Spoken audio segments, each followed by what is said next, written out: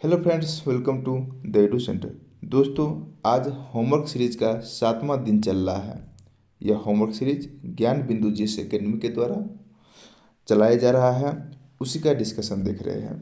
तो आप लोग इसका सॉल्यूशन देखने द एडू सेंटर चैनल पे आए हैं। इसका पीडीएफ चाहिए तो आप टेलीग्राम चैनल को ज्वाइन कर सकते हैं, जिसका नाम है द एडू सेंटर, और इसका लिंक आपको डिस्क्रिप्शन में भी मिल जाएगा।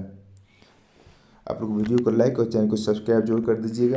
देखिए, आज का पहला प्रश्न है, यूएन द्वारा ओजोरोस द्वीप समूह की क्षेत्रीय भाषा में विश्व के सबसे बड़े संरक्षित क्षेत्र के निर्माण को मंजूरी दी, ये किस महासागर से संबंधित है? ओजोरोस द्वीप किस महासागर में है? सही आंसर हो जाएगा उत्तरी अटलांटिक महासागर। उत्तरी अटलांटिक महासागर, अटलांटिक महासागर। अगला पॉइंट है, यूएन द्वारा पृथ्वी के 30% और समुद्र संरक्षित करने का लक्ष्य कब तक रखा गया है? यह लक्ष्य 2030 तक रखा गया है।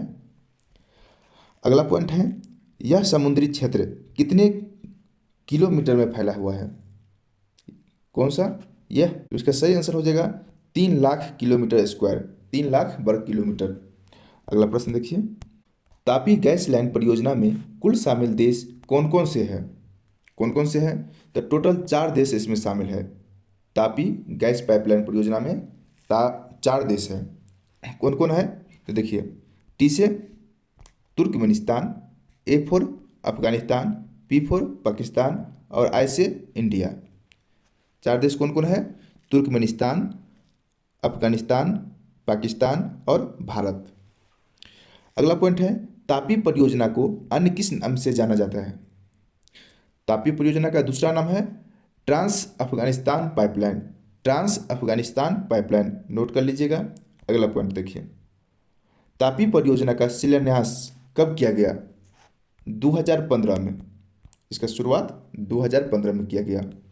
यह तापी परियोजना एशिया की सबसे बड़ी गैस पाइपलाइन योजना है और विश्व का दूसरा सबसे बड़ी गैस पाइपलाइन योजना है। अगला प्रश्न, लेबनान और सीरिया पर हाल ही में हुए हमले में किस टेक्नोलॉजी का प्रयोग किया गया? तो पेजर टेक्नोलॉजी। कौन सा टेक्नोलॉजी? पेजर टेक्नोलॉजी का प्रयोग किया गया।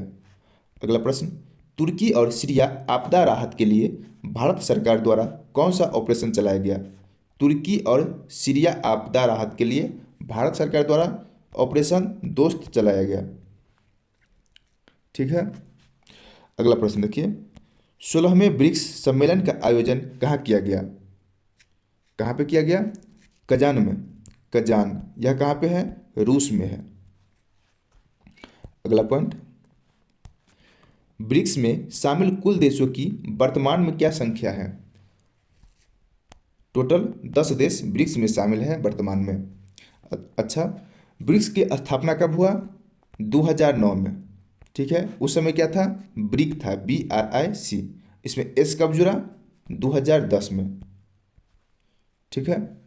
अच्छा, ब्रिक्स का 2024 का सम्मेलन कहाँ पे हुआ था? रसिया में हुआ था। और यही पूछ दिया आपको नाटो का, तो नाटो का 2024 का सम्मेलन USA में, और बीमेस्टेक 2024 का भारत में, और SCO का 2024 का बैठक कजाकिस्तान में। ठीक है। अगला पॉइंट देखिए, डेप सॉन्ग और डेप चोक स्थल हाल ही में चर्चा में रहे, ये किन देशों के बीच विवादित स्थल है? तो यह भारत और चीन के बीच का विवादित स्थल है। डेप सॉन्ग जो है यह कहाँ है? यह उत्तरी लद्दाख में है, और डेमचोक यह पूर्वी लद्दाख में है। ठीक। अगला पॉइंट है, पेंगोत्सो झील कहाँ अवस्थित है? तो यह भी लद्दाख में है, लद्दाख में। अगला पॉइंट, हाल ही में एशियाई विकास बैंक के नए सदस्य देश के रूप में किसे चुना गया? किसको चुना गया? इजराइल को। इजराइल को ADB का नया सदस्य चुना गया। यह कितने नंबर का है? 69 नंबर का देश है। ADB की स्थापना कब हुआ था? तो 1966 में। इसका हेडक्वार्टर कहाँ है? मनीला। मनीला किसकी राजधानी है? फिलीपींस की राजधानी है। अगला पॉइंट देखिए, ADB की स्थापना कब हुई थी? तो 1966 में। इसका headquarter Manila. Next question, NATO में शामिल होने की मांग हाल ही में किस देश द्वारा किया गया? किसके द्वारा किया गया? यूक्रेन के द्वारा। ठीक। नाटो में वर्तमान में शामिल देशों की संख्या कितनी है? 32, और यह यूक्रेन 33वां बनना चाह रहा है। अच्छा, नाटो का फुल फॉर्म क्या होता है? North Atlantic Treaty Organization. क्या? North Atlantic Treaty Organization. अच्छा, नाटो का स्थापना कब हुआ था? 1949 में। इसका हेडक्वार्टर कहाँ पे है? ब्रुसेल्स में। अच्छा, 2024 में नाटो का बैठक कहाँ पे हुआ था? यूएसए में। अगला पॉइंट देखिए, बांग्लादेश में तख्ता पलट का तात्कालिक कारण क्या था? बांग्लादेश में जो तख्ता पलट हो गया है उसका तात्कालिक कारण क्या था? तो छात्रों का नौकरी में आरक्षण, तात्कालिक कारण आरक्षण था। ठीक है। अगला पॉइंट है, सेंट मार्टिन द्वीप समूह कहाँ अवस्थित है? तो यह बंगाल की खाड़ी में अवस्थित है। कहाँ पे? बंगाल की खाड़ी में सेंट मार्टिन द्वीप अवस्थित है। अगला प्रश्न है, 2024 में महिलाओं पर संयुक्त राष्ट्र कन्वेंशन का उल्लंघन किस देश द्वारा किया गया? यह उल्लंघन तालिबान के द्वारा किया गया, तालिबान के द्वारा, या अफगानिस्तान भी बोल सकते हैं, अफगानिस्तान के द्वारा भी। अगला प्रश्न, मालाबार युद्ध अभ्यास किन देशों के बीच आयोजित किया जाता है? मालाबार यह टोटल 4 देशों के बीच होता है। कौन कौन? इंडिया, ऑस्ट्रेलिया, जापान और यूएसए। इंडिया, ऑस्ट्रेलिया, जापान और यूएसए के बीच मालाबार युद्ध अभ्यास किया जाता है, और इसी देश को क्वाड भी कहा जाता है, QUAD, क्वाड भी कहा जाता है। क्वाड देश इसी चारों को बोला जाता है, भारत, ऑस्ट्रेलिया, जापान और चाइना। चाइना को नहीं, सॉरी, चाइना इसमें नहीं है, यूएसए। अगला पॉइंट, कांग्रेस की कार्य समिति की बैठक में भारत छोड़ो का प्रस्ताव पारित किया गया। इसकी अध्यक्षता किसके द्वारा किया गया? इसकी अध्यक्षता अबुल कलाम आज़ाद के द्वारा किया गया।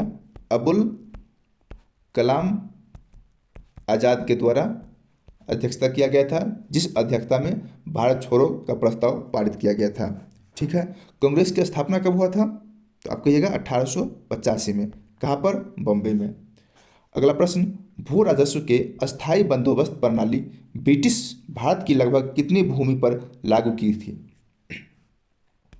लगभग 19%। ठीक है।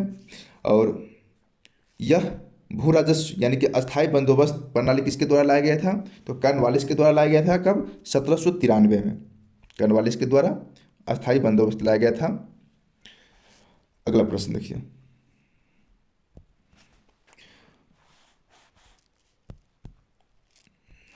ध्वनि तरंगों कहाँ गमन नहीं करती है? ध्वनि तरंग को गमन करने के लिए माध्यम की जरूरत पड़ता है, लेकिन निर्वात में कोई माध्यम नहीं होता है, इसलिए ध्वनि तरंग निर्वात में गमन नहीं कर सकती है। अच्छा, ध्वनि का चाल सबसे ज़्यादा किस में होता है? ठोस में, उसके बाद द्रव और उसके बाद गैस में। अच्छा, हवा में ध्वनि का चाल कितना होता है? तो 332 मीटर पर सेकेंड। ध्वनि का प्रकृति कैसा होता है? अनुप्रस्थ और अनुदैर्घ्य दोनों होता है। यदि ऑप्शन में दोनों अलग अलग दिया है तो आप अनुदैर्घ्य मानिएगा, और प्रकाश का प्रकृति अनुप्रस्थ होता है। अगला प्रश्न देखिए, संविधान की उद्देशिका में कितने प्रकार की समानता का उल्लेख किया गया है? उद्देशिका में 2 प्रकार का समानता का उल्लेख किया गया है। वह कौन कौन है? प्रतिष्ठा और अवसर की समता। उद्देशिका किसके द्वारा बनाया गया था? तो पंडित जवाहरलाल नेहरू के द्वारा बनाया गया था, और इसको पेश 13 दिसंबर 1946 को किया गया था, और इस उद्देशिका को पास किया गया था 22 जनवरी 1947 को। अगला प्रश्न, व्यक्तिगत सत्याग्रह सन 1940 में पहले, दूसरे और तीसरे सत्याग्रही क्रमशः कौन थे? अच्छा, व्यक्तिगत सत्याग्रह के जनक कौन थे? विनोबा भावे। कौन? विनोबा भावे। और यही विनोबा भावे इनके पहले सत्याग्रही थे। दूसरे में कौन थे? तो जवाहरलाल नेहरू। और तीसरे में ब्रह्मदत्त। ब्रह्मदत्त। पहला विनोबा भावे, दूसरा जवाहरलाल नेहरू और तीसरा ब्रह्मदत्त। विनोबा भावे, विनोबा भावे 1951 में भूदान आंदोलन का भी शुरुआत किया था, इसे भी याद रखिएगा। और रमन मैग्सेसे अवार्ड लेने वाला पहले व्यक्ति भी विनोबा भावे ही थे। अगला प्रश्न, फॉरवर्ड ब्लॉक की स्थापना किसके द्वारा किया गया था? तो सुभाष चंद्र बोस के द्वारा किया गया था। ठीक है। अगला प्रश्न देखिए, डलहौजी द्वारा संपूर्ण पंजाब के विलय की घोषणा कब की गई? कब किया गया? तो 1849 ईस्वी में। किस नीति के तहत? तो डॉक्ट्रिन ऑफ लैप्स नीति के तहत। डॉक्ट्रिन ऑफ लैप्स नीति के तहत इसे संपूर्ण पंजाब की विलय की घोषणा किया था। अगला प्रश्न देखिए, भारत में जैव मंडल आरक्षित क्षेत्रों की संख्या कितनी है? भारत का सबसे बड़ा जैव मंडल आरक्षित क्षेत्र कौन सा है? देखिए, जैव मंडल आरक्षित क्षेत्र की संख्या कितना है? तो 18 है। सबसे बड़ा जैव मंडल कच्छ का रण। कच्छ का रण। ठीक है। ठीक है। आप ये भी बता दीजिए कि भारत में नेशनल पार्क कितनी है? नेशनल पार्क 106 है। ठीक है। और कुल वन्यजीव आरक्षित क्षेत्र कितना है? तो 532। भारत में टाइगर रिजर्व कितना है? तो 58। ठीक है। अगला प्रश्न देखिए, जनगणना 2011 के अनुसार सर्वाधिक जनसंख्या घनत्व किस राज्य में और किस केंद्र शासित प्रदेश में देखा गया है? तो सबसे ज़्यादा जनसंख्या घनत्व वाला राज्य कौन हो जाएगा? राज्य बिहार हो जाएगा। कितना है इसमें? तो 1106 व्यक्ति प्रति किलोमीटर स्क्वायर पर। और सबसे बड़ा केंद्र शासित प्रदेश दिल्ली। अगला प्रश्न, तुर्की देश की मुद्रा क्या है? तुर्की का मुद्रा लीरा है। लीरा। तुर्की की राजधानी कहाँ है? तो अंकारा। अगला प्रश्न, प्राकृतिक संसाधनों के दोहन से वस्तु का उत्पादन करने वाला क्षेत्र क्या कहलाता है? प्रकृति संसाधन से के दोहन से मतलब डायरेक्ट प्रकृति से यहाँ ले रहा है तो क्या कहलाएगा? प्राथमिक क्षेत्र, प्राथमिक सेक्टर। ठीक है। और विनिर्माण क्या हो जाएगा? द्वितीय क्षेत्र। और सेवा तृतीय क्षेत्र। जीडीपी में सबसे ज़्यादा योगदान किस क्षेत्र का है? तो तृतीय क्षेत्र का है। अगला प्रश्न है, राज्य विधान परिषद कब भंग होती है? तो हो जाएगा आंसर कभी नहीं। क्यों? क्योंकि यह एक अस्थाई सदन है। विधान परिषद एक अस्थाई सदन है। इसमें प्रत्येक 2 वर्ष पर 1/3 सदस्य सेवानिवृत्त होते हैं। ठीक है। विधान परिषद कितने राज्य में है? तो विधान परिषद कुल 6 राज्य में है। कौन कौन? बिहार, यूपी, महाराष्ट्र, कर्नाटक और आंध्र प्रदेश, तेलंगाना। यह 6 राज्य है। अगला प्रश्न देखिए, भारत की किस झील के तैरते द्वीपों का झील कहा जाता है? किस झील को तैरते हुए द्वीपों का झील कहा जाता है? तो इसका सही आंसर हो जाएगा लोकटक झील। लोकटक झील। ठीक है। यह कहाँ है? यह मणिपुर में है। ठीक है। और मणिपुर में एक नेशनल पार्क है, उसका नाम क्या है? Keibul Lamjao national park. यह केबुल जामजाव एकमात्र ऐसा नेशनल पार्क है जो विश्व का एकमात्र तैरता हुआ नेशनल पार्क है। ठीक। अगला प्रश्न देखिए मिलान करते हैं। सही सुमेलित कीजिए। सोना जम्मू हो जाएगा, डोलामाइट रोहतास, बॉक्साइड मुंगेर हो जाएगा और लिथियम गया। अगला प्रश्न देखिए, कबीरदास द्वारा रचित बीजक का संकलन किसके द्वारा किया गया? बीजक का संकलन धर्मदास के द्वारा किया गया। धर्मदास। ठीक है।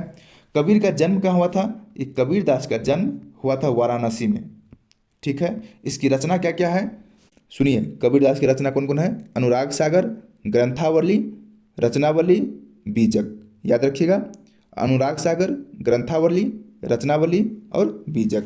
अगला प्रश्न देखिए, प्रोटीन, सेल्यूलोज और स्टार्च ये किस प्रकार के बहुलक है? तो ये सभी प्राकृतिक बहुलक है। प्राकृतिक। ठीक है। प्रोटीन क्या है? प्रोटीन एक जटिल भोजन है प्रोटीन का पाचन कहाँ पे होता है? तो आप कहिएगा आमाशय में। आमाशय में किसके द्वारा? पेप्सिन एंजाइम के द्वारा। और प्रोटीन का पूर्णतः पाचन कहाँ पे हो जाता है? छोटी आंत में होता है। यह किसके द्वारा होता है? ट्रिप्सिन के द्वारा।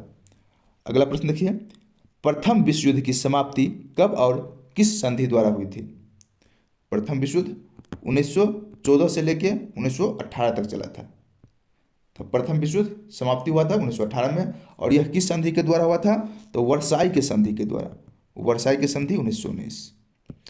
अगला प्रश्न देखिए, भारतीय संविधान के कौन से भाग में एक कल्याणकारी राज्य की चर्चा किया गया है? तो भाग 4। भाग 4 में इसको हम क्या बोलते हैं? डीपीएसपी बोलते हैं। यह कहाँ से लिया गया है? आयरलैंड से।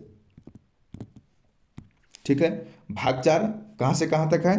तो आर्टिकल 36 से लेकर 51 तक डीपीएसपी का चर्चा है। अच्छा, भाग 36 में क्या है? भाग 36 में है राज्य की परिभाषा है। 37 में क्या है? तो न्यायालय में वाद योग नहीं है। अगला प्रश्न देखते हैं, मॉन्ट्रियल प्रोटोकॉल का संबंध किससे है और इसका आयोजन कब किया गया? देखिए, मॉन्ट्रियल प्रोटोकॉल का संबंध ओजोन से है। ओजोन से। ठीक है। इसका आयोजन 16 सितंबर 1987 को किया गया। यह कहाँ किया गया? मॉन्ट्रियल नामक शहर में, जो कि कनाडा में है। ठीक है। अगला प्रश्न देखिए, मानव शरीर में अंतःस्रावी ग्रंथि की संख्या कितनी है? अंतःस्रावी ग्रंथि कितनी है? कौन कौन है? पहला हाइपोथैलेमस ग्रंथि, दूसरा पीनियल ग्रंथि, तीसरा पिट्यूटरी ग्रंथि, और चौथा पैराथायरॉयड ग्रंथि, पांचवा थायराइड ग्रंथि, छठा थाइमस ग्रंथि, सातवां अग्नाशय ग्रंथि, आठवां एड्रिनल ग्रंथि, नौवां जनन ग्रंथि। तो टोटल अंतःस्रावी ग्रंथि की संख्या 9 हो गया। अगला प्रश्न है, संविधान द्वारा प्रदत्त मूल अधिकारों में कौन ऐसे अधिकार है जो केवल भारतीयों को ही प्राप्त है? वह कौन कौन है? तो अनुच्छेद 15, 16, 19, 29 और 30। कितना हुआ? 1, 2, 3, 4, 5। ठीक है। 5 मौलिक अधिकार जो केवल भारतीयों को ही प्राप्त है। वह पांचों कौन कौन है? 15, 16, 19, 29 और 30। अगला प्रश्न, कौन सा जोड़ी सही है? देखिए, मरकरी का क्या होता है? Hg, गलत है। लेड का Pb, यह भी गलत है। सिल्वर का Ag, यह भी गलत है। सोडियम का Na, यह सही है। तो ऑप्शन 4 इसका करेक्ट आंसर हो जाएगा। अगला प्रश्न, भारत में वन स्थिति रिपोर्ट किस संगठन द्वारा जारी किया जाता है? किस संगठन के द्वारा? तो वन स्थिति रिपोर्ट प्रति 2 वर्ष पर जारी किया जाता है। यह भारतीय वन सर्वेक्षण विभाग द्वारा किया जाता है। किसके द्वारा? भारतीय वन सर्वेक्षण विभाग द्वारा किया जाता है। भारतीय वन सर्वेक्षण विभाग का हेडक्वार्टर कहाँ पे है? तो देहरादून में है। देहरादून में। अगला प्रश्न, फलों को कृत्रिम रूप से पकाने के लिए किसका प्रयोग किया जाता है? कृत्रिम रूप से पकाने के लिए एसिटिलीन का प्रयोग किया जाता है, और प्राकृतिक रूप से पकाने के लिए एथिलीन का प्रयोग किया जाता है। ठीक है। अगला प्रश्न देखिए, महौषधि में कौन सी संधि है? महौषधि में स्वर संधि है। स्वर संधि। अगला प्रश्न देखिए, ऐसे जीव जिन्हें सामान्यतः खुले आंखों से नहीं देखा जा सकता है, जिन्हें देखने के लिए सूक्ष्मदर्शी का आवश्यकता पड़ती है, उसे क्या कहते हैं? उसे हम सूक्ष्म जीव कहते हैं। सूक्ष्म जीव। अच्छा, सूक्ष्म जीव का खोज किसके द्वारा किया गया? तो ल्यूएनहॉक के द्वारा। ल्यूएनहॉक के द्वारा। ठीक है। और जीवित कोशिका का भी खोज ल्यूएनहॉक के द्वारा किया गया था। आरबीसी का खोज भी ल्यूएनहॉक के द्वारा किया गया था। स्पर्म का भी खोज ल्यूएनहॉक के द्वारा किया गया था। अगला प्रश्न, तंबाकू में मोज़ेक बीमारी वायरस द्वारा होता है, इसका पता सर्वप्रथम किसने लगाया था? किसने लगाया था? इवानोवास्की। इवानोवास्की। ठीक है। कौन सी वायरस होता है? तो TMV, जिसका फुल फॉर्म होता है टोबैको मोज़ेक वायरस। यह तंबाकू के पत्ते पर पाया जाता है। अगला प्रश्न, निम्नलिखित में से कौन सा वायरस से फैलने वाली बीमारी है जिसकी वाहक मादा एडीज इजिप्ट मच्छर है? तो इसका आंसर हो जाएगा डेंगू। ठीक है। अच्छा, डेंगू को और क्या कहते हैं? हड्डी तोड़ बुखार भी कहते हैं। डेंगू से कौन सा अंग प्रभावित होता है? तो प्लेटलेट्स। ठीक है। अच्छा, यहाँ कौन सा मच्छर है? मादा एडीज इजिप्ट मच्छर से डेंगू होता है, और वहीं पे रहता मादा एनीफ्लीज मच्छर, तो क्या हो जाता? तो मलेरिया। मादा एनीफ्लीज मच्छर को काटने से मलेरिया होता है, और मादा एडीज इजिप्ट मच्छर के काटने से डेंगू होता है। अगला प्रश्न है, जंतुओं में होने वाले फुट एंड माउथ रोग किसके कारण से होता है? तो यह रोग कवक के कारण होता है। अगला प्रश्न, संपूर्ण भारत को पोलियो मुक्त कब घोषित किया गया? तो 2014 में। अगला प्रश्न, निम्नलिखित में से कौन विषाणु जनित बीमारी है? खसरा, छोटी माता, चेचक, औल, यह सभी वायरस से होता है। अगला प्रश्न, कुत्ते के काटने से जिस विषाणु के द्वारा घात रोग उत्पन्न होता है उस विषाणु को क्या कहते हैं? तो उसे कहते हैं रेबडो वायरस। Rhabdo virus. ठीक है। कौन सा बीमारी हो जाता है? तो हाइड्रोफोबिया। हाइड्रोफोबिया। अगला प्रश्न है, एवियन इन्फ्लुएंजा यानी कि बर्ड फ्लू बीमारी किस से निरूपित किया जाता है? मतलब बर्ड फ्लू को कैसे व्यक्त करते हैं? किस वायरस से होता है? तो H5N1 वायरस से बर्ड फ्लू होता है। और स्वाइन फ्लू होता है H1N1। स्वाइन फ्लू H1N1 और बर्ड फ्लू H5N1। अगला प्रश्न, किस सूक्ष्मजीव के द्वारा हेपेटाइटिस बी की बीमारी होती है? हेपेटाइटिस बी वायरस के द्वारा होता है। वायरस। ठीक है। यह हेपेटाइटिस पीलिया का बिगड़ा हुआ रूप है। पीलिया का बिगड़ा हुआ रूप हेपेटाइटिस हुआ, और हेपेटाइटिस भी अधिक ज़्यादा हो जाता है तो क्या बोलते हैं? हेपेटाइटिस बी हो जाता है, जिसका कारण लीवर प्रभावित होता है। अगला प्रश्न है, निम्न में से किस सेट में सारी विषाणु जनित बीमारी है? विषाणु जनित किस में है? मम्स, रेबीज और हर्पीज, यानी कि ऑप्शन बी इसका सही आंसर हो जाएगा। अगला प्रश्न, एडवर्ड जेनर ने निम्नलिखित में से किसकी खोज की? किसका खोज किया था? तो चेचक के टीका का। किसका? चेचक का टीका का, यानी कि टीका का। यहाँ ऑप्शन क्या है? ऑप्शन लगा लीजिए कौन कौन हो गया? ए, बी, सी, डी। तो ऑप्शन सी हो जाएगा, टीका की खोज किया था। वह कौन सा टीका था? तो चेचक का टीका। अगला प्रश्न देखिए, चेचक यानी कि स्मॉल पॉक्स से किसके कारण से होता है? तो यह कौन सा वायरस से होता है? तो बैरिओला। बैरिओला से स्मॉल पॉक्स होता है, यानी कि चेचक होता है। और चिकन पॉक्स एक होता है।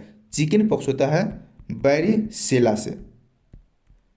बैरिओला से स्मॉल पॉक्स यानी कि चेचक, और बैरिसेला से क्या? Chicken pox. अगला प्रश्न, पीलिया या हेपेटाइटिस रोग शरीर के कौन से अंग को प्रभावित करता है? अभी बताया है, लीवर या यकृत या जिगर या कलेजा, जो भी कहिए सब एक ही है। अगला प्रश्न देखिए, हेपेटाइटिस ए का संक्रमण रुधिर, लार आदि से होता है। गलत। हेपेटाइटिस बी का संक्रमण भोजन या पानी द्वारा होता है। गलत। देखिए, हेपेटाइटिस ए का संक्रमण यह भोजन और पानी से होता है, और हेपेटाइटिस बी का संक्रमण यह रुधिर और लार से होता है। ठीक है। अगला प्रश्न देखिए, डेंगू बुखार में मानव शरीर में किसकी कमी हो जाती है? डेंगू बुखार जब होता है तो मानव शरीर में प्लेटलेट्स की कमी हो जाता है। ठीक है। अच्छा, यह कितना होना चाहिए मानव शरीर में? तो 1.5 लाख से लेके 4.5 लाख के बीच प्लेटलेट्स होना चाहिए। आप लोग वीडियो को लाइक और चैनल को सब्सक्राइब जरूर कर दीजिएगा। अगला प्रश्न देखिए, सर्वप्रथम किसने यह व्यक्त किया था कि जीवाणु से रोग फैलते हैं? किसने कहा था जीवाणु से रोग फैलते हैं? तो रॉबर्ट कोच। कौन? Robert Koch. इसने एक टीका का भी खोज किया था। टीबी का टीका का खोज भी रॉबर्ट कोच ने ही किया था। ठीक है। अगला प्रश्न, रासायनिक अभिक्रिया में भाग लेने वाले पदार्थ को क्या कहते हैं? क्या कहते हैं? अभिकारिक कहते हैं, मतलब रिएक्टेंट कहते हैं, अभिकारिक। अगला प्रश्न, रासायनिक अभिक्रिया के दौरान निम्नलिखित में से कौन से परिवर्तन हो सकता है? गैस का निकलना, रंग में परिवर्तन, अवस्था में परिवर्तन, इनमें से सभी। यह सभी रासायनिक प्रक्रिया है। अगला प्रश्न, निम्नलिखित में से किस परिवर्तन में रासायनिक अभिक्रिया संपन्न हो रही है? दूध का खट्टा होना यह रासायनिक परिवर्तन है।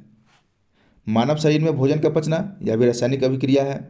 जल का उबलना यह भौतिक परिवर्तन है, भौतिक परिवर्तन।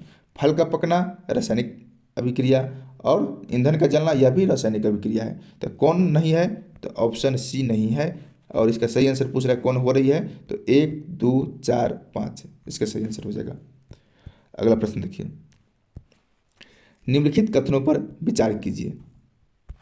रासायनिक अभिक्रिया केवल प्रयोगशाला में ही संपन्न कराया जाता है। गलत, हमारे शरीर में भी होता है भाई, भोजन का पचना, फल का पकना। अगला प्रश्न देखिए, मानव शरीर में कोई रासायनिक अभिक्रिया नहीं होता, यह भी गलत है। क्यों नहीं होता है? अगला प्रश्न देखिए, धातु के ऑक्साइड का विद्युत अपघटक, धातु के ऑक्साइड का विद्युत अपघटन करने पर ऑक्सीजन गैस मुक्त होती है। धातु का ऑक्साइड का विद्युत अपघटन करने पर ऑक्सीजन गैस मुक्त होते हैं। किस पर? एनोड पर, एनोड पर। ठीक। अगला प्रश्न, अमोनिया को ऑक्सीजन में जलाने पर कौन सी गैस निकलती है? अमोनिया को ऑक्सीजन के साथ जलाएंगे तो नाइट्रोजन निकलेगी और साथ में जलवाष्प भी निकलेगा। ठीक, तो क्या हो जाएगा इसका आंसर? नाइट्रोजन।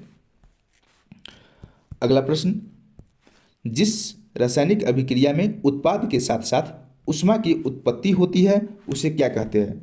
ऊष्मा की उत्पत्ति होती है तो उसे ऊष्मा क्षेपी अभिक्रिया कहते हैं।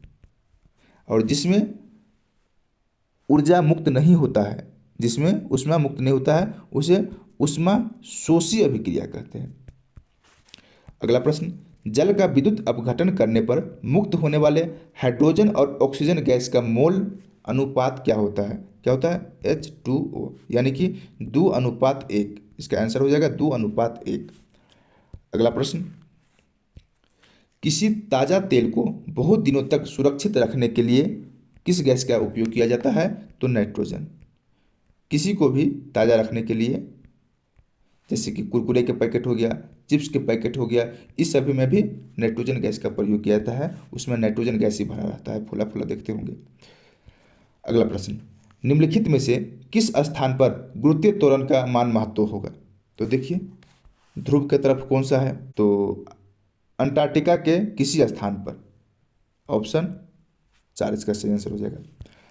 अगला प्रश्न, जब किसी वस्तु की विषुवतीय रेखा से ध्रुव की ओर ले जाता है तो उसका भार क्या होगा? बढ़ेगा। ध्रुव विषुवतीय रेखा पर सबसे कम और ध्रुव पर सबसे ज़्यादा होता है। अगला प्रश्न, गुरुत्वाकर्षण नियतांक का मान क्या होता है? यानी कि पूछ रहा है बराजी। बराजी का मान होता है 6.67 इंटू 10⁻⁻11 न्यूटन मीटर स्क्वायर पर केजी स्क्वायर। यह किसने दिया है? यह मान कैवेंडिश के द्वारा दिया गया। अगला प्रश्न, चंद्रमा पर किसी वस्तु का भार पृथ्वी पर उसके भार का लगभग कितना गुना होता है? तो 1/6 गुना। अगला प्रश्न, गुरुत्वीय त्वरण का मान कहाँ क्या होता है? पृथ्वी के पृष्ठ से ऊंचाई का मान बढ़ने से मान बढ़ता है? नहीं, ऊंचाई के मान बढ़ने पर गुरुत्वीय त्वरण का मान घटता है, तो ये गलत हो गया। ऊंचाई के मान कम होने से कम हो गया? नहीं, ऊंचाई के मान कम होने पर गुरुत्वीय त्वरण का मान बढ़ता है। एक स्थान से दूसरे स्थान पर अक्षांश के अनुसार बदलता है। हाँ, गुरुत्वीय त्वरण बदलता है, मतलब ऑप्शन सी इसका सही आंसर हो जाएगा। अगला प्रश्न की तरफ चलते हैं। लिफ्ट पर एक आदमी खड़ा है, लिफ्ट समरूप वेग से ऊपर जा रहा है तो आदमी का वजन बढ़ा हुआ महसूस करेगा। ठीक है। अगला प्रश्न देखिए, किसने न्यूटन से पूर्व ही बता दिया था कि सभी वस्तुएं क्या है? पृथ्वी की ओर गुरुत्वाकर्षण होती है। न्यूटन से पहले यह बात किसने बताया था? तो ब्रह्मगुप्त ने। ठीक। अगला प्रश्न देखिए, एक भू उपग्रह अपने कक्ष में निरंतर गति करता है। यह अपकेंद्र बल के प्रभाव से होता है, जो कहाँ प्राप्त होता है? वह कहाँ से प्राप्त होता है? वह पृथ्वी के गुरुत्वाकर्षण से प्राप्त होता है। किसके गुरुत्वाकर्षण से? तो पृथ्वी के गुरुत्वाकर्षण से प्राप्त होता है। अगला प्रश्न है, किसी तुल्यकारी उपग्रह की पृथ्वी की सतह से ऊंचाई लगभग कितनी होती है? तो 36,000 किलोमीटर। अगला प्रश्न 70 नंबर प्रश्न है, पृथ्वी के तल से किस न्यूनतम वेग से अपेक्षित किए जाने पर कोई रॉकेट पृथ्वी के गुरुत्वाकर्षण को पार करके अंतरिक्ष में चला जाएगा? तो इसका सही आंसर हो जाएगा 11.2 किलोमीटर पर सेकेंड के रफ्तार से। यदि हम 11.2 किलोमीटर प्रति सेकेंड के रफ्तार से कोई भी वस्तु से को पृथ्वी से उछालते हैं या फेंकते हैं तो वह दोबारा पृथ्वी पर कभी नहीं आएगा, क्योंकि वह पृथ्वी के क्या बोलते हैं उसको गुरुत्व को पार कर जाता है। अगला प्रश्न है, यदि किसी पिंड को पृथ्वी से 11.2 किलोमीटर प्रति सेकेंड के वेग से फेंका जाए तो पिंड कब लौटेगा? कभी भी नहीं लौटेगा, कभी नहीं लौटेगा। अगला प्रश्न, कैलोरी खपत के आधार पर गरीबी का आकलन किस समिति द्वारा किया गया? कैलोरी के आधार पर लकड़ावाला समिति के द्वारा यह आकलन किया गया था, जिसमें कहा गया था कि शहरी लोग के लिए 2100 कैलोरी ऊर्जा की जरूरत होगा और ग्रामीण क्षेत्र में 2400 ऊर्जा कैलोरी का जरूरी है।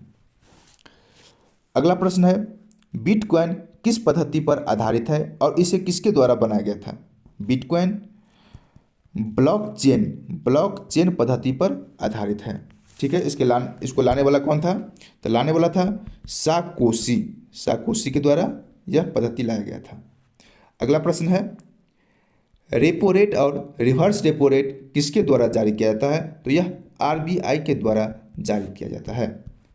आप लोग कमेंट करके बताइए कि आरबीआई की स्थापना और राष्ट्रीयकरण कब हुआ था। अगला प्रश्न, वाणिज्य आधारित इंपीरियल बैंक की स्थापना कब की गई थी? कब किया गया था? 1921 ईस्वी में किया गया था और यही बैंक 1955 में एसबीआई बन गया। ठीक है दोस्तों, आज की क्लास यहीं पर समाप्त होता है। आप लोग वीडियो को लाइक कीजिएगा, शेयर कीजिएगा। पीडीएफ और होमवर्क के लिए हमारे टेलीग्राम चैनल द ईदू सेंटर पर ज्वाइन कर लीजिए और इसका लिंक आपको डिस्क्रिप्शन में भी मिल जाएगा। धन्यवाद।